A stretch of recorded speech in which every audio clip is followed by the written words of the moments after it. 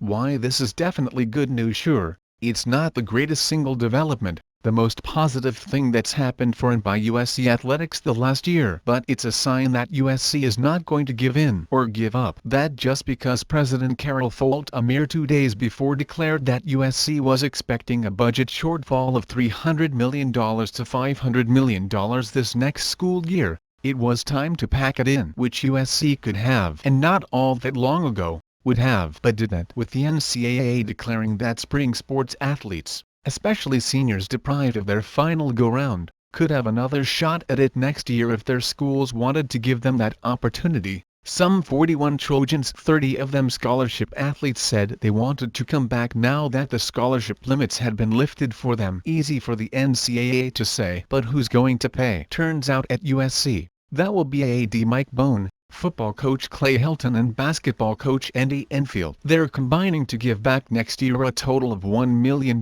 from their salaries, which will help underwrite the $1.7 million it will cost to renew those additional scholarships. And yeah, those guys are making a heck of a lot more money a year than some people will make in their lifetimes, so they can afford it, no question. But the point is, they are affording it. They're impacting the athletic lives of 30 student athletes in sports not their own. They're helping USC do the right thing here. How easy it would have been under another athletic director or two around here in recent years who more than likely would have said, "Sorry, not giving up my money." Are you kidding? Wish we could do something to help, but and that would have most likely been the end of it. No figuring out a way to compete, especially not in the face of the kind of budget news that hit this week. But no. This USC athletic administration chose to compete, to find a way, to fight on. So what if this isn't the most earth-shaking move made by any athletic department anywhere? It's a move in the right direction. It sends a signal to others who might be asked to help out during a tough patch for USC,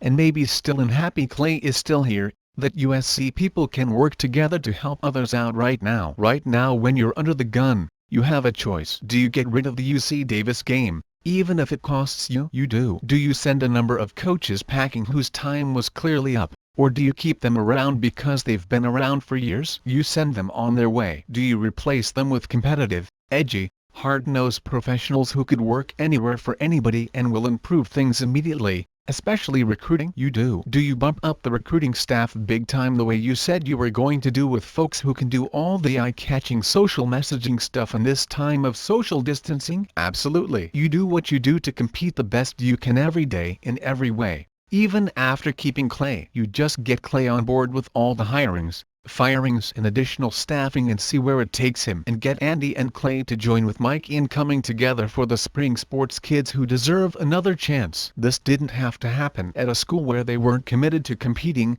or doing the right thing. It would not have, but it did happen. Another move, another day, another way for USC to show it's no more just moving on, getting along, just hanging in there, with the folks at the top taking care of themselves, and only themselves. That does seem to be a thing of the past. Again, not the biggest thing in the world, but one more sign that USC under Mike Bohn seems not only committed to doing the right thing, but is doing it.